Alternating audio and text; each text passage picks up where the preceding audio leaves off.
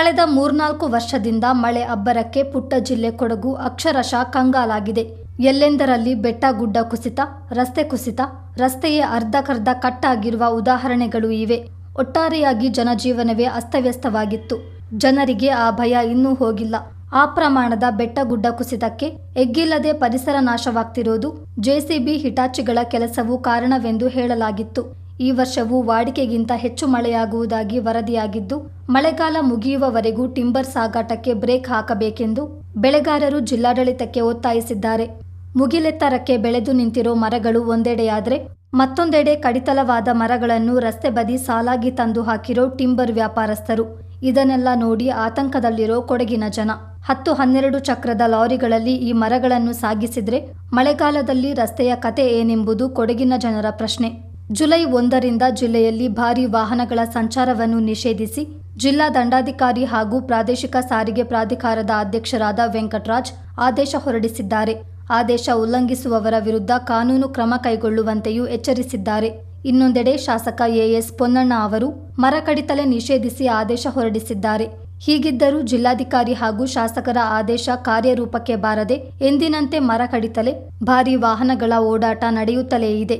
ಇಂತಹ ಚಟುವಟಿಕೆಗಳಿಂದ ಮುಂದೆ ಜಿಲ್ಲೆಗೆ ಅಪಾಯ ಸಂಭವಿಸುವ ಸಾಧ್ಯತೆಯನ್ನು ಮನಗಂಡಿರುವ ಬೆಳೆಗಾರರು ಮಡಿಕೇರಿಯಲ್ಲಿ ಸುದ್ದಿಗೋಷ್ಠಿ ನಡೆಸಿ ಆಕ್ರೋಶ ವ್ಯಕ್ತಪಡಿಸಿದ್ದಾರೆ.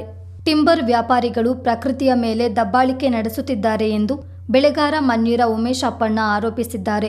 ಟಿಂಬರ್ ಉದ್ಯಮಕ್ಕೆ ನಮ್ಮ ವಿರೋಧವಿಲ್ಲ, ಆದರೆ ಮಳೆಗಾಲದಲ್ಲಿ ಮರ ಕಡಿದು ಸಾಗಿಸುವುದನ್ನು ನಿಲ್ಲಿಸಬೇಕು. ಭಾರೀ ತೂಕದ ಲಾರಿ, ಕ್ರೇನ್ಗಳ ಸಂಚಾರದಿಂದ ಗ್ರಾಮೀಣ ರಸ್ತೆಗಳು ಸಂಪೂರ್ಣ ಹದಗೆಡುತ್ತಿವೆ. ಗುಂಡಿಬಿದ್ದ ಕೆಸರುಮಯ ರಸ್ತೆಯಿಂದಾಗಿ ಸ್ಥಳೀಯರು ತೊಂದರೆ ಅನುಭವಿಸುವಂತಾಗಿದೆ ಎಂದು ಹೇಳಿದರು. ನಿಯಮ ಉಲ್ಲಂಘನೆಯಾಗಿದ್ದರೂ ಮೌನ ವಹಿಸಿರುವ ಜಿಲ್ಲಾಡಳಿತ ಟಿಂಬರ್ ಮಾಫಿಯಾದೊಂದಿಗೆ ಶಾಮೀಲಾಗಿದೆಯಾ ಎಂಬ ಶಂಕೆ ವ್ಯಕ್ತಪಡಿಸಿದರು. ರೈತನೊಬ್ಬ ಸ್ವಂತ ಉಪಯೋಗಕ್ಕಾಗಿ ಒಂದು ಮರವನ್ನು ಕಡಿಯಬೇಕಾದ್ರೆ 10 ಮರ ನೆಡುವುದಾಗಿ ಮುಚ್ಚಳಿಕೆ ಬರೆಸಿಕೊಳ್ಳುವ ಅರಣ್ಯ ಇಲಾಖೆ ಸಾವಿರಾರು ಮರಗಳನ್ನು ಕಡಿಯುವವರು ಎಷ್ಟು ಮರ ನೆಡುತ್ತಿದ್ದಾರೆಂಬ ಮಾಹಿತಿಯನ್ನು ಬಹಿರಂಗಪಡಿಸಬೇಕೆಂದು ಆಗ್ರಹಿಸಿದರು. ನಮ್ಮ ಈ ಮಳೆಗಾಲದಲ್ಲಿ ಸಾಮಾನ್ಯವಾಗಿ ಈ ಹಿಂದಿನಿಂದಲೂ ಭಾರಿ ವಾಹನಗಳ ಸಂಚಾರಕ್ಕೆ ನಿಷೇಧ ಇರುವುದನ್ನು ನಾವು ಸಾಮಾನ್ಯವಾಗಿ ಕಂಡಿರ್ತೇವೆ. ಆದರೆ ಈ ವರ್ಷವೂ ಆ ನಿಷೇಧವನ್ನು ಹೇರುವುದನ್ನು ನಾವು ಕಂಡಿದ್ದೇವೆ, ನಿಷೇಧವನ್ನು ಹೇರಿದ್ದೇವೆ. ಆದರೆ ಮಳೆಗಾಲ ಪ್ರಾರಂಭವಾಗಿ 1.5 ತಿಂಗಳಾದರೂ ಆ ನಿಷೇಧಕ್ಕೆ ಕವಡೆ ಕಾಸಿನ ಕಿಮ್ಮತ್ತು ಇಲ್ಲದೆ ಇರುವುದನ್ನು ನಾವು ಕಾಣ್ತಾ ಇದ್ದೇವೆ. ನಮ್ಮಲ್ಲಿ ಭಾರಿ ವಾಹನಗಳು ಅಂತ ಹೇಳಿದ್ರೆ ಸಣ್ಣದಲ್ಲ, 6 ಚಕ್ರದ ಲಾರಿ ಸಲ 10 ಚಕ್ರದ ಲಾರಿಗಳನ್ನ ಬಳಸಿಕೊಂಡು ಸಿಲ್ವರ್ ಮರಗಳ ಸಾಗಾಟ, ಇತರೆ ಮರಗಳ ಸಾಗಾಟ, ಕಲ್ಲುಗಳ ಸಾಗಾಟ, ಮಣ್ಣಿನ ಸಾಗಾಟವನ್ನು ನಡೀತಾ ಇರೋದನ್ನು ಕಾಣಬಹುದು. ನಾನು ಮೂಲತಃ ಬೆಳಗೆರೆ ಗ್ರಾಮದವನಾಗಿದ್ದೇನೆ. ನನ್ನ ಗ್ರಾಮದ ಪಕ್ಕದಲ್ಲೇ ಕುಂಬಳದಾಳು ಎಂಬಲ್ಲಿ ಒಂದು ರೆಸಾರ್ಟ್ ನಡೀತಾ ಇದೆ. ಆ ರೆಸಾರ್ಟಿಗೆ ಕೂಡ ಈ ಮಳೆಗಾಲದ ಸಮಯದಲ್ಲಿ ಸಮೇತ 10 ಚಕ್ರದ ಟಿಪ್ಪರ್ಗಳನ್ನು ಬಳಸಿಕೊಂಡು ಭಾರಿ ತೂಕದ ಮಣ್ಣನ್ನು ಸಾಗಿಸೋದು, ಲಾರಿ ಮುಖಾಂತರ ಕಲ್ಲನ್ನು ಸಾಗಿಸೋದು, ಕಬ್ಬಿಣ ವಸ್ತುಗಳನ್ನು ಸಾಗಿಸೋದು, ಇದು ನಾವು ಅವ್ರಿಗೆ ವಿರೋಧ ಅಂತಲ್ಲ, ಅವರು ಸಾಗಾಟ ಈ ಸಮಯದಲ್ಲಿ ಸರಿಯಾದ ಸಮಯ ಅಲ್ಲ. ಇದು ನವೆಂಬರ್ನಿಂದ ಮೇವರೆಗೆ ಇಂಥ ಸಾಗಾಟಗಳನ್ನ ಮಾಡಿಕೊಳ್ಬೇಕು. ಗ್ರಾಮೀಣ ರಸ್ತೆಗಳು ಬಹಳ ಶೋಚನೀಯ ಸ್ಥಿತಿಯಲ್ಲಿದೆ. ಈ ರೀತಿಯ ಸಾಗಾಟದಿಂದ ನಮ್ಮ ಗ್ರಾಮೀಣ ರಸ್ತೆಗಳು ತೀರಾ ಹಾಳಾಗಿದ್ದು, ಇದರಲ್ಲಿ ಯಾವುದೇ ಉತ್ತಮ ಸ್ಥಿತಿಗೆ ತರುವಂಥ ಪರಿಸ್ಥಿತಿಯಲ್ಲಿ ಇಲ್ಲ. ನಮ್ಮ ಮಣ್ಣಿನ ರಚನೆ ಪದರಗಳಿಂದ ಕೂಡಿದ್ದು ಈ ಮಳೆಗಾಲದಲ್ಲಿ ನೀರು ಸೇರುವುದರಿಂದ ನಮ್ಮ ಭೂಮಿ ಜಾರುವುದು, ರಸ್ತೆಗಳು ಜಾರಿ ಹೋಗುವುದು ಮತ್ತು ಭಾರಿ ಗುಂಡಿಗಳನ್ನ ಹಾಕುವುದು ಕಾಣುತ್ತೇವೆ. ನಮ್ಮಲ್ಲಿ ಸುಮಾರು ಮರಗಳನ್ನ, ಸಿಲ್ವರ್ ಮರಗಳನ್ನ ರೈತರನ್ನ ಯಾವುದೇ ಬೆಲೆಗಳನ್ನ ಹೆಚ್ಚು ಕೊಡೋದಿಲ್ಲ, ಮಳೆಗಾಲದಲ್ಲೇ ಕಡಿಯುವಂಥದ್ದು ಕಾಣ್ತೇವೆ. ರೈತರಿಗೆ ಇದರಲ್ಲಿ ಯಾವುದೇ ಲಾಭ ಇಲ್ಲ.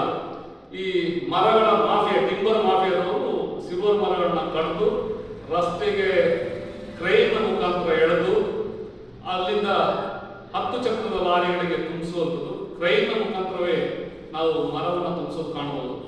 ಸಾಮಾನ್ಯ ರೈತನೊಬ್ಬ ನಮ್ಮ ವಾಹನದಲ್ಲಿ ಹೋದಾಗ ಅವರು ಸೈಡ್ ಕೊಟ್ಟಾಗ ಮಾತ್ರ ನಾವು ರಸ್ತೆಯನ್ನು ದಾಟಲಿಕ್ಕೆ ಸಾಧ್ಯ. ಅದು ಅವರು ನಿಲ್ರಿ ಅಂತ ಹೇಳ್ಕೊಂಡು ನಮಗೆ ಒಂಥರ ಭಯೋತ್ಪಾದಕತೆಯನ್ನು ಸೃಷ್ಟಿ ಮಾಡಿ ನಮ್ಮನ್ನ 1 ಗಂಟೆ 2 ಗಂಟೆ ಅಷ್ಟು ಕಾಯಿಸುವಂಥದ್ದು. ಅಲ್ಲಿ ಕಿರಿದಾದ ರಸ್ತೆ ಇರ್ತದೆ, ಆ ರಸ್ತೆಯನ್ನು ದಾಟಲಿಕ್ಕೆ ಸಾಧ್ಯ ಆಗೋದಿಲ್ಲ. ಅವ್ರದೇ ಒಂದಷ್ಟು ವಾಹನಗಳನ್ನು ನಿಲ್ಲಿಸಿಕೊಳ್ಳೋದು ಮತ್ತು ದಷ್ಟಪುಷ್ಟವಾದ ವ್ಯಕ್ತಿಗಳೊಂದು 10-15 ರಸ್ತೆಯಲ್ಲಿ ಅದನ್ನ ನಾವು ದಾಟಿ ನಾವು ಯಾವುದೋ ಒಂದು ಭಯೋತ್ಪಾದಕ ರಾಷ್ಟ್ರದೊಳಗೆ ಇದ್ದೇವೇನೋ ಅಂತ ಅನಿಸೋ